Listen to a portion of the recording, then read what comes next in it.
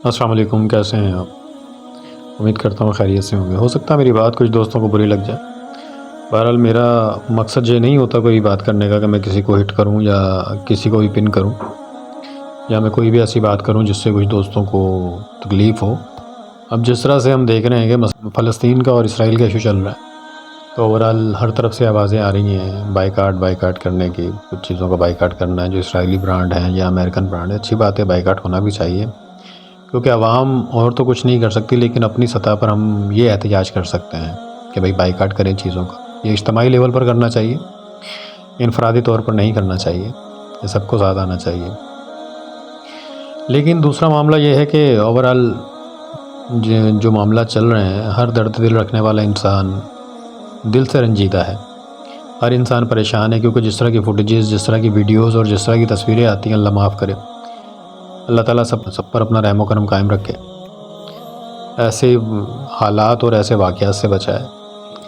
और ये तो फिर बड़े पैमाने के लोगों का काम है, जो रियासत के सरबराहान का काम है कि वो और कुछ नहीं कर सकते तो कम से कम इसराइल के हाथ पाँव ही बांधें, या अब इंटरनेशनल लेवल पर जो है इस तरह का कोई दबाव डाला जाए कि चलें, और कुछ नहीं तो जंग बंदी हो सके। बहरहाल ख़ास तौर पे उन लोगों के लिए जो बायकाट का कह रहे हैं, एक तो माज़रत के साथ कि अच्छी बात है, बायकाट होना चाहिए।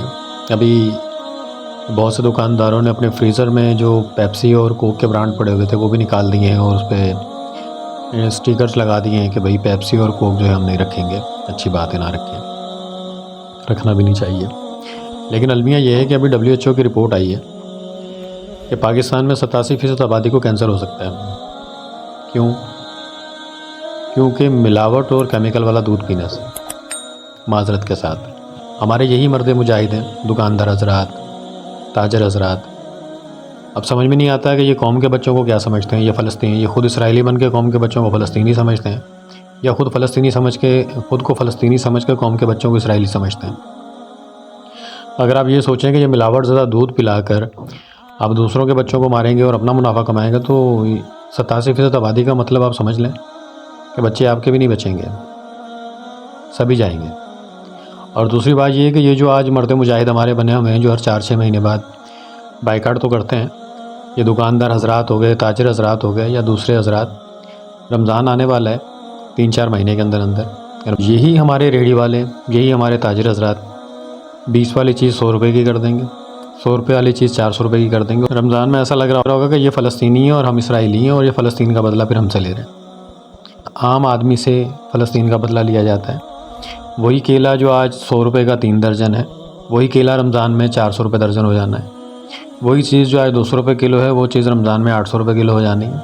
वही चीज़ जो आज 500 रुपये किलो है, वो तो रमज़ान में मार्केट में मिलनी नहीं है, वो तो ब्लैक में बिकनी है। माज़रत के साथ आप ठीक है एहतजाज करें, आप बाइकाट करें, लेकिन आप ये भी तो देखें कि आप ज़ाती लेवल पर क्या हैं, हम ज़ाती लेवल पर क्या हैं, हम अपने साथ क्या कर रहे हैं। क्या हमने कभी लूट घसूट, मुनाफाखोरी, चोरी, रिश्वतखोरी, मिलावट का बाइकाट करने के लिए कोई कैंपेन चलाई? जब से होश संभाला है हमने तो इसराइली ब्रांड, अमेरिकन ब्रांड के खिलाफ आवाज़ें तो सुनते आ रहे हैं, इनका बाइकाट होना चाहिए। लेकिन हमने कभी पाकिस्तान के अंदर जिसमें चोरी, रिश्वतखोरी, झूठ, फरेब, फ्रॉड और मिलावट और 2 नंबरी के ख़िलाफ़ भी कोई कैंपेन चलाई जाए। ऐसा लगता है कि कोक और पेप्सी जो हैं ये वहाँ के ब्रांड हैं, बाकी जो झूठ, फ्रॉड, फरेब, धोखाधड़ी, 2 नंबरी और मिलावट, ये मेड इन पाकिस्तानी ब्रांड हैं और ये हम पर हलाल हो चुके हैं। तो माज़रत के साथ कुछ लोगों को शायद बुरी लगी होगी बात मेरी, तो उनसे स्पेशली माज़रत चाहूँगा, लेकिन हमारा अलमिया यही है। अभी अल्लाह खैर करे, रमज़ान में देखिएगा सारी चीज़ें शार्ट होंगी।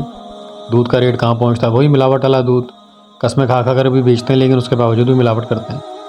वही 2 नंबर गला सड़ा फ्रूट। आज बेहतरीन क्वालिटी का केला जो है वो 100 रुपये का 2 दर्जन मिल जाता है, और रमज़ान में यही केला 400 रुपये दर्जन भी नहीं मिलेगा, नज़र ही नहीं आएगा बल्कि।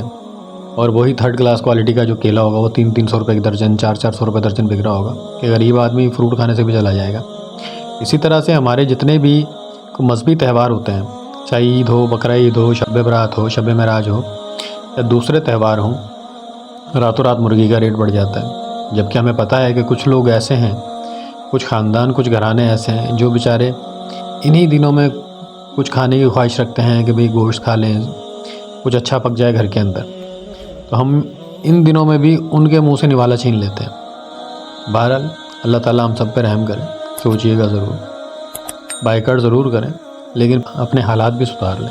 हम अपने बच्चों को क्या खिला रहे हैं, हम अपनी नस्लों के जड़ों के अंदर क्या उतार रहे हैं। अल्लाह हाफिज़।